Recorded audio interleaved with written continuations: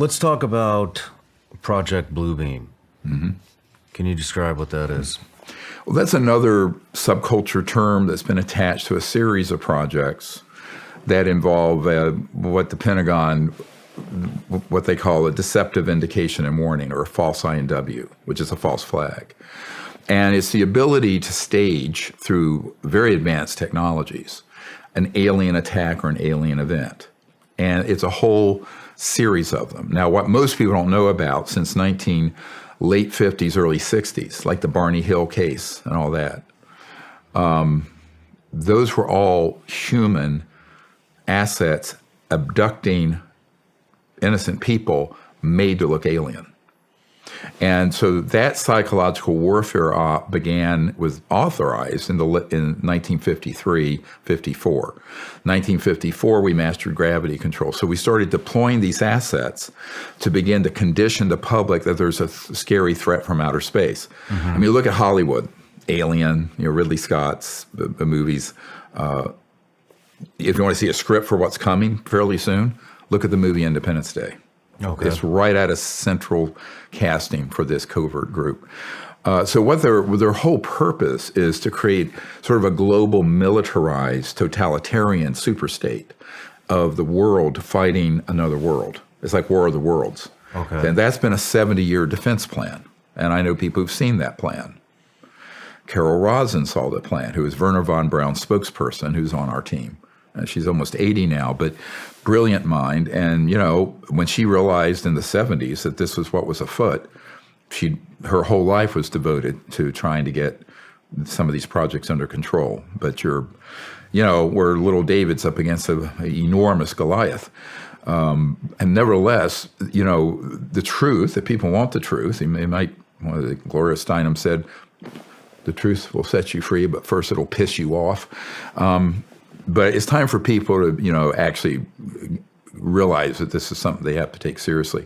So now, if you add those capabilities to holographic capability, scalar weapon capability, space-time systems where you can alter the flow of space-time in an area, which gets into some really, at the CIA, they call this WSFM, weird science and frickin' magic. At my uncle's company, I met an engineer that dealt with this stuff a couple years ago, and he said, we just call it PFM, pure fucking magic, excuse my language. But he says, literally, that's what we call it.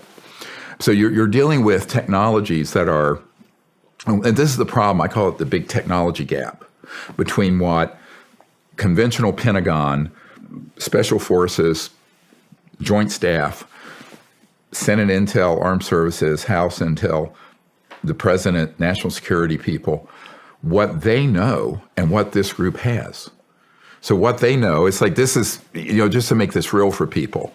When I was briefing years ago, the admiral in charge of J2, Joint Intelligence for Joint Chiefs of Staff, Admiral Wilson, and that memo leaked out where he was debriefed by Dr. Davis, and everyone went, oh my God. And it states, I was there for a stand-up briefing, and what they don't know is that at the end of it, I asked the Admiral to help us get to, and this is 97, this is 26 years ago.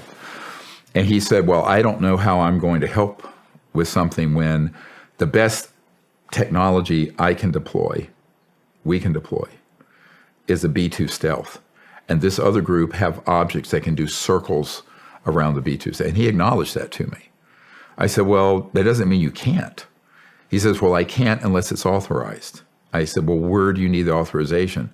Well, he felt he needed authorization from the SecDef, who had already been waived off, and the president, which was Clinton at the time, who had also, I have a very interesting story since I saw you, but we knew that Clinton had been approached by George H.W. Bush and told, butt out, this is none of your business, dealing with the UFO issue.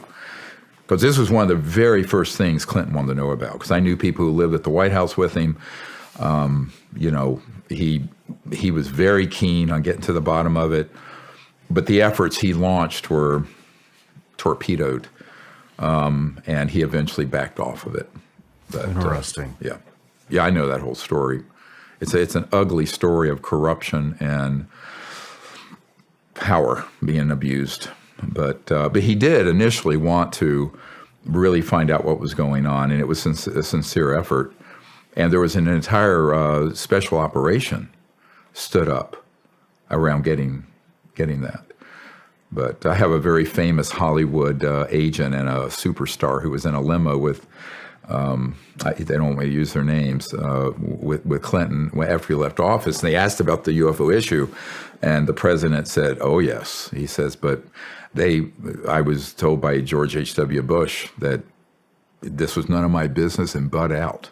And it was made very clear. You're just you're only the president. You get the drift. So, now, obviously, if we're going to have a constitution, the rule of law, and a democratic republic, that kind of thing cannot stand. But because of the power and the money behind this group, it has stood. And, years ago in 93, I was at the Wrigley Mansion, and I'll tell you, Shawn, it was a very interesting meeting. It was like late at night, 10, 11 o'clock at night, and it was a conference room full of suits. And they approached me, and this is the fall of 93, just before I briefed CIA Director Woolsey. And they said, "Look, you don't need to be talking." They knew all about this meeting that was going to happen. And you don't need to be talking to the president and the CIA Director about this. They don't know anything, and they're not going to know anything. If you want to know, you talk to us. We're the WFO. We're the work for other contractors. We're the people who are working on these technologies and doing the technology transfer. And then they were trying to convince me to side with what they were doing. And I said, no. I said, this is a corrupt enterprise.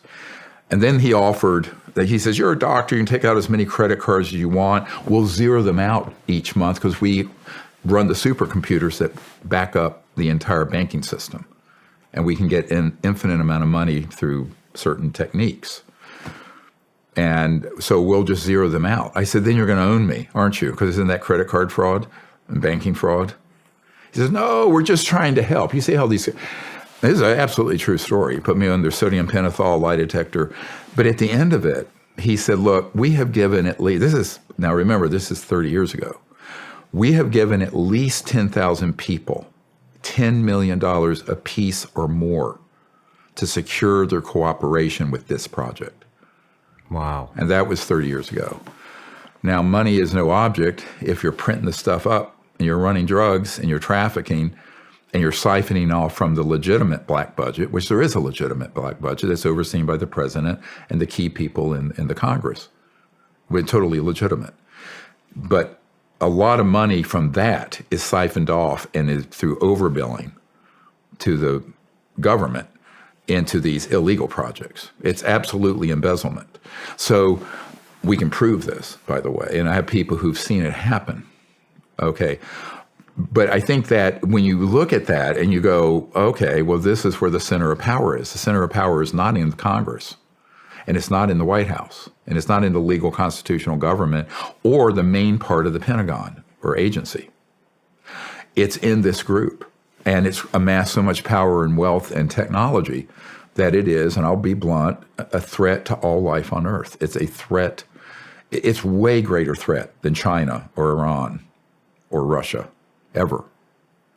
And I think people have to take this, what I just said, very seriously, because all these other skirmishes, even if there were a couple nukes detonated, is nothing compared to the risk this group poses, given the technologies they possess and the intention to use it in a malevolent way, where they could stampede the whole world onto a trajectory that would be, an Armageddon scenario. So unfortunately, these people are serious about it. They're whacked out, in my opinion. One of the NOC I recently met with, he says, yeah, well, even in this world, that he's been in this super black, dark world, and very high up, relatively high up, mid-level anyway. And he said the way for the folks who are these really super rogue operators, they're recruited for being sociopaths or psychopaths. Now, he says, I was recruited because I was willing to kill on behalf of the country or what's right, but not being a sociopath, to do it for the good, if you're going to use lethal force or any technology. These folks running these projects are a subset of people who are screened who are, in fact, sociopaths and psychopaths. And I'm using this clinically as a doctor There's 4.5% of the U.S. population are sociopaths and psychopaths. So, I mean, and the ones that are high functioning are identified and moved over into these rogue operations. Interesting. Yeah. Smart. Extremely smart.